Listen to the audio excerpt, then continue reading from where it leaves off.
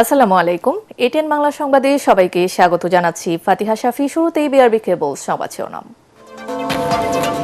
জুমাতুল বিদায় রোজাকে বিদায় জানিয়ে বিশেষ প্রার্থনা মুসল্লিদের, দেশ, জাতি ও মুসলিম উম্মার শান্তি সমৃদ্ধি কামনা।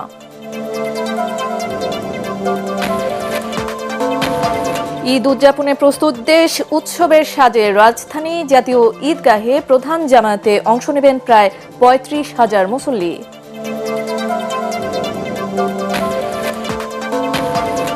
বৃহৎ ঈদ জামাত দিনাজপুর গড়ে শহীদ ময়দানে, কিশোরগঞ্জের শোলাকিয়াতেও অনুষ্ঠিত হবে বড় জামাত, ঢাকা সহ বিভিন্ন স্থানে বৃষ্টি। শেষ মুহূর্তে ঢাকা ছাড়ছেন কর্মজীবী মানুষ, বাড়ি ফিরছেন স্বস্তিতে, যাত্রী চাপ কম বাস ট্রেনে।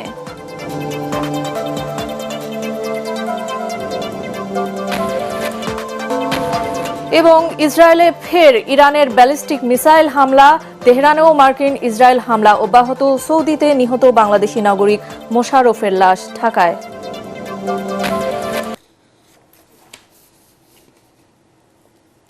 শুনছিলেন বিআরবি কেবল সংবাদ শিরোনাম। সংবাদে এছাড়াও থাকছে, ঈদে দর্শকদের জন্য ৮ দিনব্যাপী বর্ণিল আয়োজন থাকছে এটিএন বাংলার পর্দায়।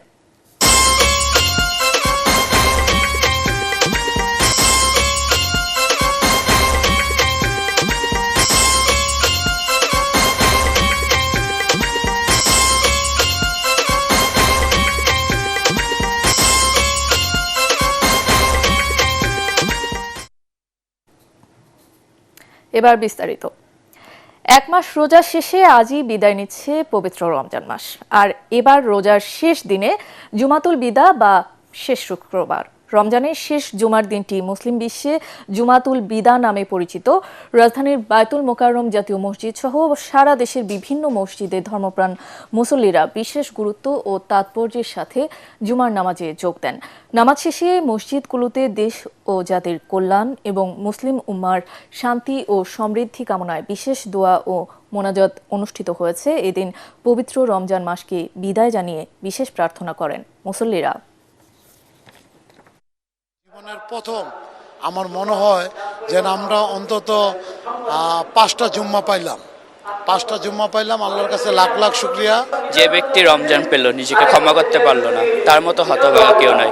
তো শেষ রমজান, যেহেতু রমজানের শেষ দিন আজকে, আমি চাবো আল্লাহর কাছে যে আমাকে ক্ষমা করে দিতে। আজকে জুমাতুল বিদা, তা আল্লাহর কাছে আমরা করব যে আমরা এবং আমাদের দেশ যেন ভালো থাকে, আমাদের দেশের সবকিছুর জন্য শান্তি বজায় থাকে। পবিত্র রমজান শেষে কাল দেশজুড়ে উদযাপিত হবে ঈদ উল ফিতর। মুসলমানদের ঘরে ঘরে চলছে নানা প্রস্তুতি। উৎসবের সাজে সাজছে রাজধানী ঢাকা। প্রতি বছরের মতো এবারও ঈদের প্রধান জামাত আয়োজনে যাবতীয় প্রস্তুতি সম্পন্ন হয়েছে রাজধানীর জাতীয় ঈদগাহ ময়দানে। ঈদের প্রধান জামাত অনুষ্ঠিত হবে সকাল ৮টা ৩০ মিনিটে। এবারও প্রায় ৩৫,০০০ মুসল্লিকে স্বাগত জানাতে প্রস্তুত জাতীয় ঈদগাহ। এবার জাতীয় ঈদগাহে একসাথে ঈদের নামাজ আদায় করবেন রাষ্ট্রপতি মোহাম্মদ শাহাবুদ্দিন ও প্রধানমন্ত্রী তারেক রহমান। বিস্তারিত জানাচ্ছেন মুশফিকুর রহমান।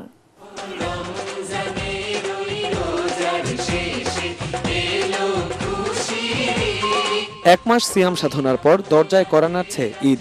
রাত পোহালেই শুরু মুসলমানদের সবচেয়ে বড় ধর্মীয় উৎসবের।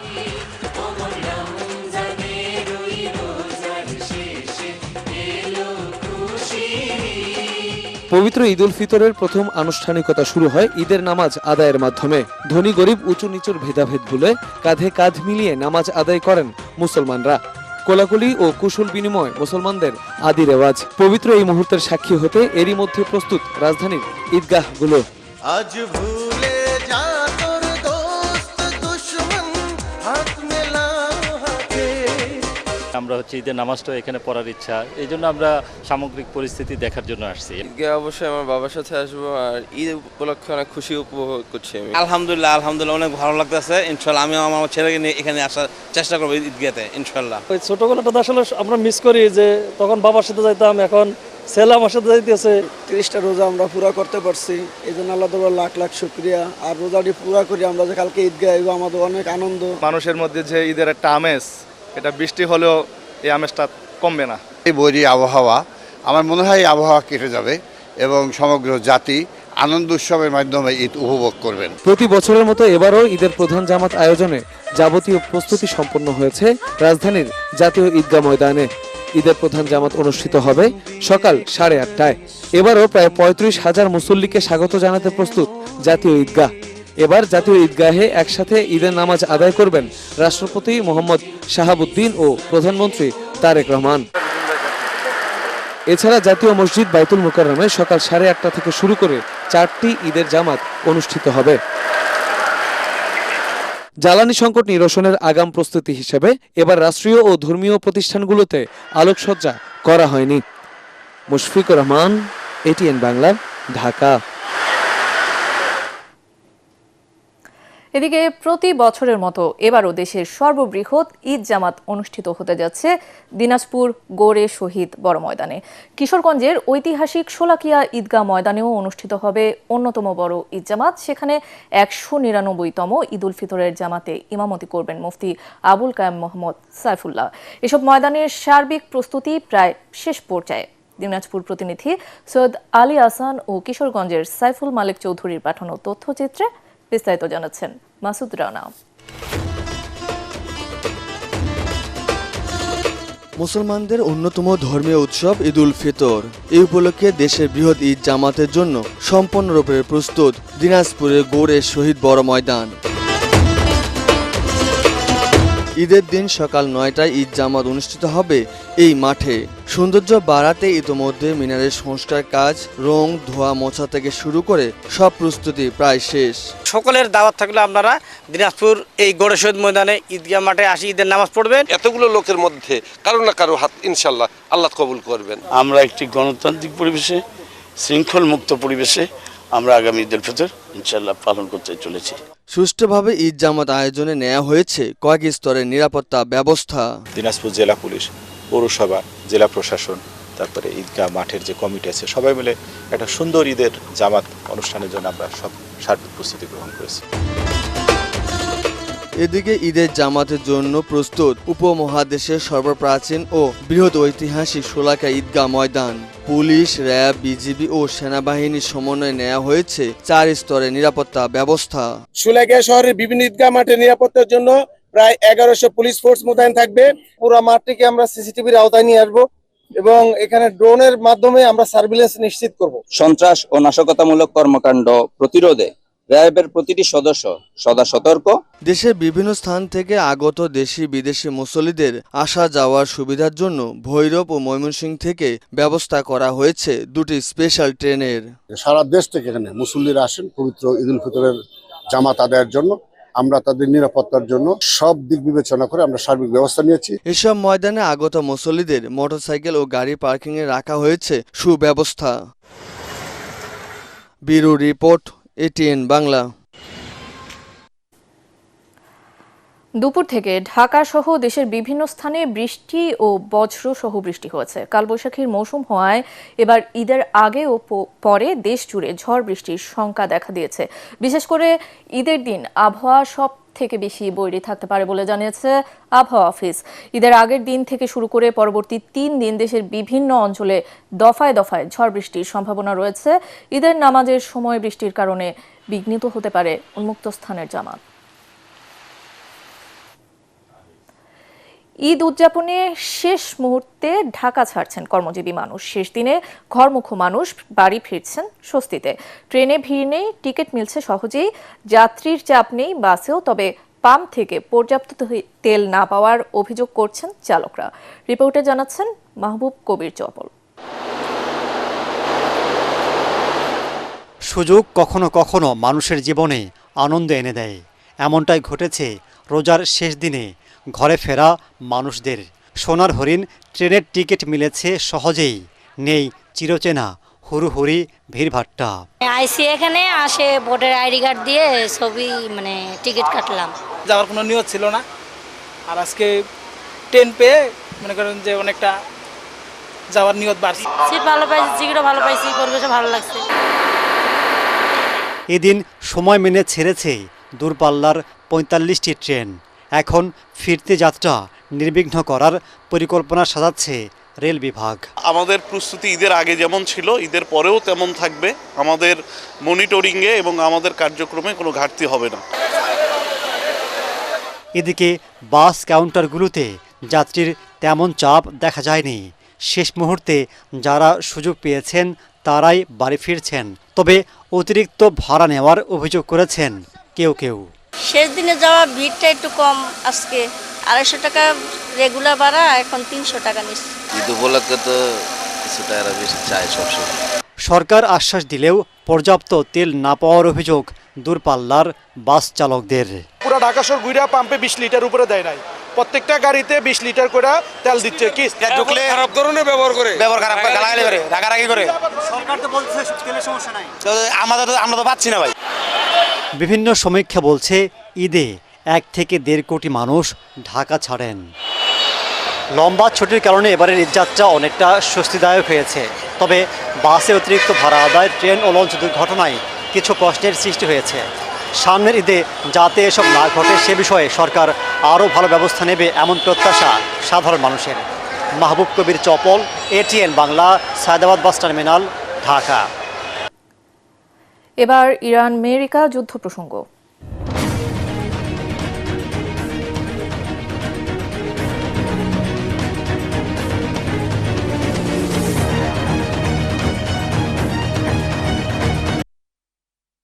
ইরানের জ্বালানি স্থাপনায় হামলার জেরে ইসরায়েলকে লক্ষ্য করে ফের ব্যালিস্টিক মিসাইল ছুড়েছে ইরান। তবে তেহরানে হামলা অব্যাহত রেখেছে যুক্তরাষ্ট্র ও ইসরায়েলের অভ্যন্তরীণ নিরাপত্তা বিষয়ক মন্ত্রণালয়ে ড্রোন হামলা চালানোর দাবি করেছে ইরান। আল জাজিরা প্রতিবেদনে ইরানের সামরিক বাহিনী জানিয়েছে তাদের শীর্ষ কর্মকর্তাদের এবং নাবিককে হত্যার প্রতিশোধ নিতে তারা হামলা চালিয়েছে।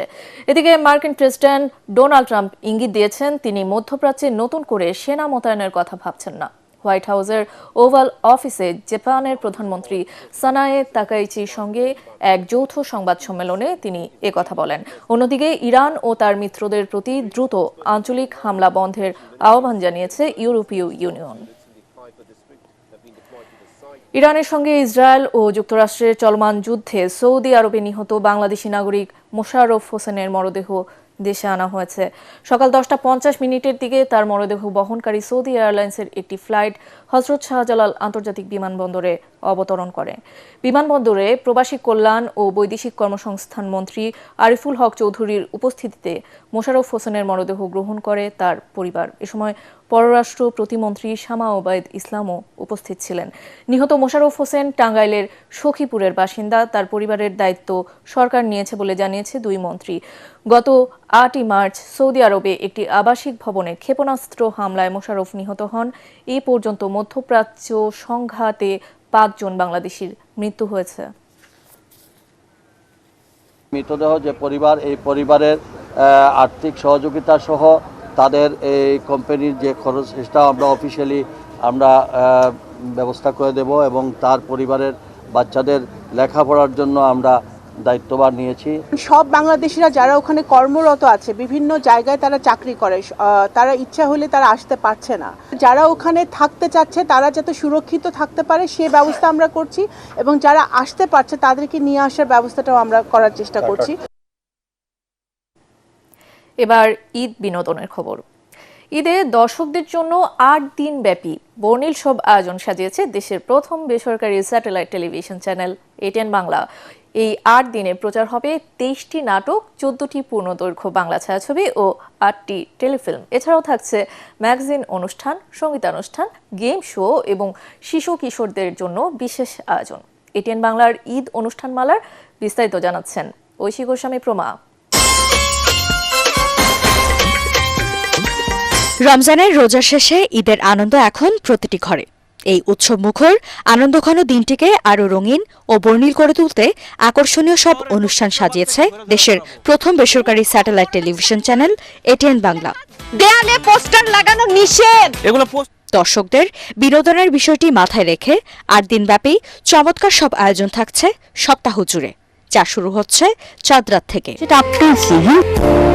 বলে যাও কি করে ঈদের আনন্দ সবচেয়ে বেশি নাড়া দেয় শিশুদের, তাই তো তাদের বিনোদনের কথা বলেনি এটিএন বাংলা। ঈদের দিন দুপুর 1:25 প্রচার হবে নাহিদ রহমানের পরিচালনায় ছোটদের ম্যাগাজিন অনুষ্ঠান তারার মেলা। ঈদের চতুর্থ দিন দুপুর 1:25 প্রচার হবে কাজলী আহমেদের হাসি আনন্দে ঈদ। থাকছে নাহিদুল ইসলাম অপুর দাদা দাদির ঈদ আনন্দ, আর আমরা করব জয়ের রঙে ঈদ।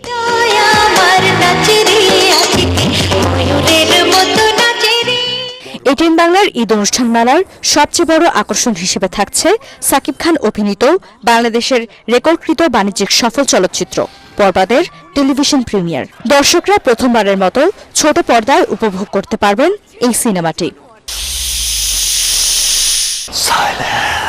এছাড়াও রয়েছে এপার ওপার, স্বপ্ন দেখা রাজকন্যা এবং ডাইরেক্ট অ্যাটাক সহ আরও 3টি চলচ্চিত্রের টেলিভিশন প্রিমিয়ার।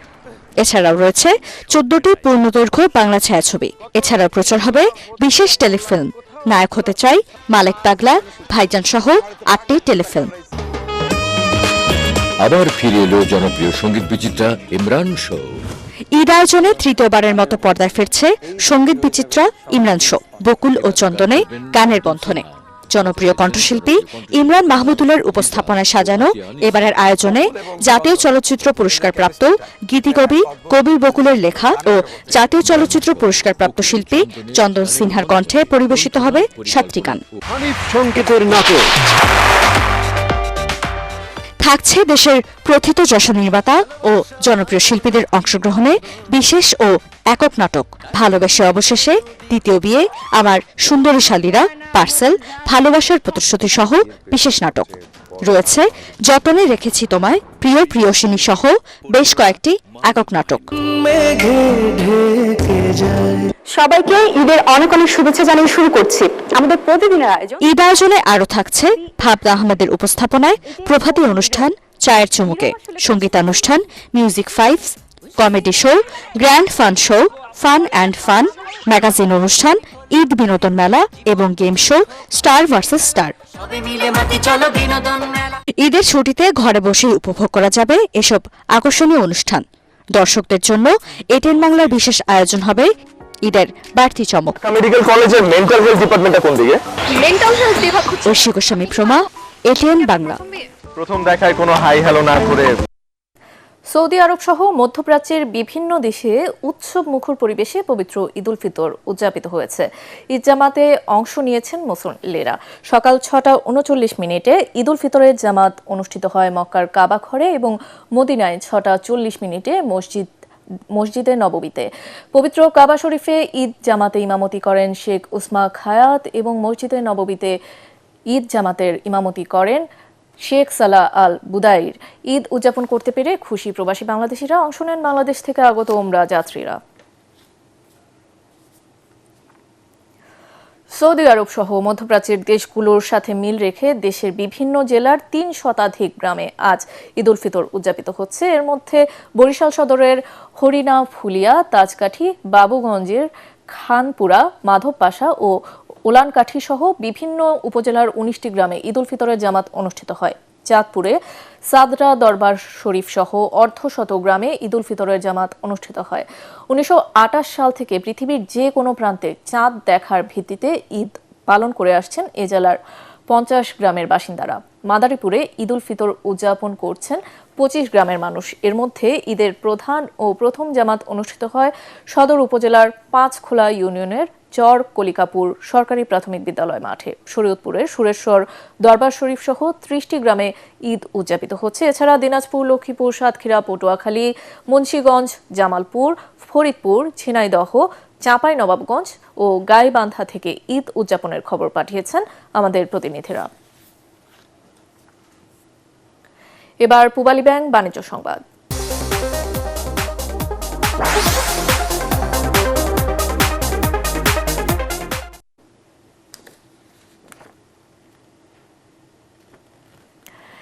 ঈদের শেষ মুহূর্তে ঈদের অন্যতম উপসঙ্গ সেমাই, চিনি, মশলা, মুরগি সহ মাংস কিনতে বাজারে ভিড় করছেন ক্রেতারা। তবে দীর্ঘ ছুটিতে ফাঁকা রাজধানীতে তুলনামূলকভাবে ভিড় কম হওয়ায় স্বস্তিতে বেচাকেনা করতে পারছেন ক্রেতা বিক্রেতারা।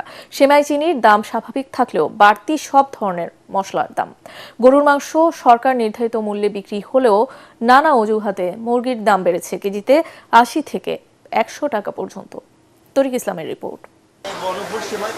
রাত পোহালেই ঈদ, প্রিয়জনের সাথে ঈদের আনন্দ ভাগাভাগি করতে অনেকেই গেছেন গ্রামের বাড়িতে, যার প্রভাব রাজধানীর কাউরান বাজারে। রমজানের শেষ জুম্মায় অনেকটা ফাঁকা কাউরান বাজার। ভিড় না থাকায় স্বস্তিতে কেনাকাটা করছেন ক্রেতারা। ঈদের অন্যতম উপসঙ্গ সেমাই, চিনি, মশলার দোকানে ক্রেতার উপস্থিতি বেশি। মশলার দাম বাড়ার অভিযোগ রয়েছে ক্রেতাদের। কালকে ঈদ, এই জন্য কিছু এই সেমাই, চিনি, এই নিত্য প্রয়োজনীয় জিনিসপত্র কেনার জন্য আসছি, কিনলাম। তো বাজার মূল্য যা আছে মোটামুটি মানে অন্য বারের তুলনায় খুব বেশি যে তা না। ছুটিটা লম্বা পাইছে, যার কারণে লোকজন আগে দেশে চলে গেছে, যার কারণে আজকে লাস্ট দিন একটু বেচাকেনা কম। যুদ্ধের জন্য মনে করেন এলাচিটা কেজিতে 200-300 টাকা করে বেচিতে পারছে, অন্য মশলাগুলো কেজিতে 100-200 টাকা করে কেজি প্রতি পারছে। ঈদের দিনে প্রিয়জনের পাতে মুখরোচক খাবার তুলে দিতে ক্রেতারা ভিড় করছেন মুরগি ও গরুর মাংসের দোকানে। নানা অজুহাতে মুরগির দাম বেড়েছে কেজি প্রতি 100 টাকা পর্যন্ত। সোনালী মুরগি বেচতেছি 380 থেকে 400 টাকা, ব্রয়লার মুরগি 220 টাকা, লেয়ার মুরগি 370 টাকা, আর দেশি মুরগি বেচতেছি 700 টাকা কেজি। খাবার সাধ্যের মধ্যে অনেক সময় সম্ভব হয় না, তারপরও আমরা যতটুকু চেষ্টা পারি কেনার জন্য। দাম তো অবশ্যই বেশি, কারণ রোজার প্রথমে ছিল সম্ভবত 280 টাকা, এই দোকান থেকে নিয়েছিলাম, এখন 380 টাকা। আমি কিনতেছি, আমার তো কষ্ট হচ্ছে, বাট যারা হতদরিদ্র বা রিক্সা চালায় ওদের জন্য এই গোশতটা খাওয়া বা কিনা খুবই টাফ। এই বছরে রোজা 30টি হওয়ায় এবং ঈদের ছুটি দীর্ঘ হওয়ায় বেচা কেনাতে স্বস্তির ছাপ দোকানিদের মুখে। তরিক ইসলাম, ATN বাংলা, ঢাকা। এ পর্যায়ে আন্তর্জাতিক সংবাদ।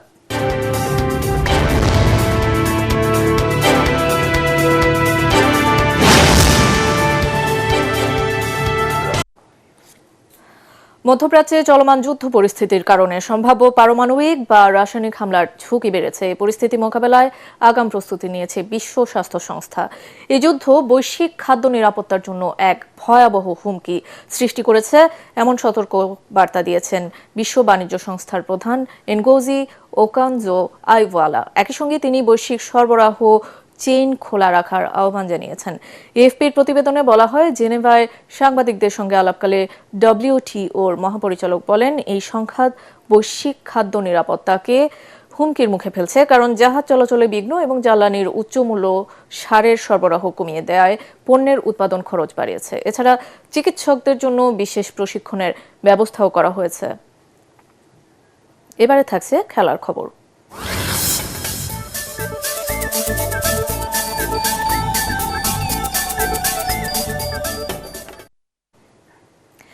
এখন থেকে নারী দলগুলোকে অবশ্যই নারী কোচদের অধীনে খেলতে হবে, এই নিয়ম অনুমোদন করেছে ফিফা। বিষয়টি নিশ্চিত করেছেন ফিফা সভাপতি জিয়ান্নি ইনফান্তিনো। নতুন এই নিয়মটি ফিফার সব প্রতিযোগিতার জন্য বাধ্যতামূলক এবং আগামী সেপ্টেম্বরে অনূর্ধ্ব 20 নারী বিশ্বকাপে এটি কার্যকর হবে। এরপর 2027 সালে ব্রাজিলে নারী বিশ্বকাপে সিনিয়র পর্যায়ে এই নিয়মটি চালু করা হবে। ইনফান্তিনো বলেন, ফিফা বিশ্বাস করে নতুন এই আইনটি নারী কোচদের ভবিষ্যৎ আরও উন্নত করতে সাহায্য করবে। শেষ করার আগে বিআরবি কেবল সংবাদ শিরোনাম আরও একবার। জুমাতুল বিদায় বিশেষ প্রার্থনা মুসল্লিদের, দেশ, জাতি ও মুসলিম উম্মার শান্তি সমৃদ্ধি কামনা।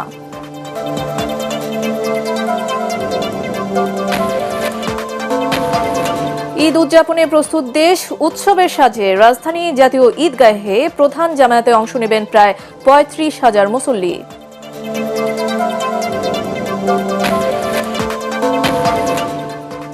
বৃহৎ ঈদ জামাত দিনাজপুর গোরে শহীদ ময়দানে, কিশোরগঞ্জের শোলাকিয়াতেও অনুষ্ঠিত হবে বড় জামাত। ঢাকা সহ বিভিন্ন স্থানে বৃষ্টি।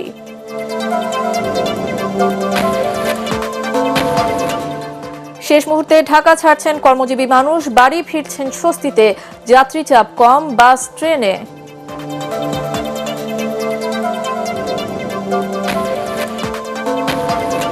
এবং ইসরায়েলে ফের ইরানের ব্যালিস্টিক মিসাইল হামলা, তেহরানেও মার্কিন ইসরায়েল হামলা অব্যাহত, সৌদিতে নিহত বাংলাদেশি নাগরিক মোশাররফের লাশ ঢাকায়। আর এই ছিল এখনকার মতো, রইল পরবর্তী সংবাদ দেখার আমন্ত্রণ। এটিএন বাংলা সংবাদ ইউটিউবে দেখতে ব্রাউজ করুন, youtube/ATN Bangla News। ধন্যবাদ।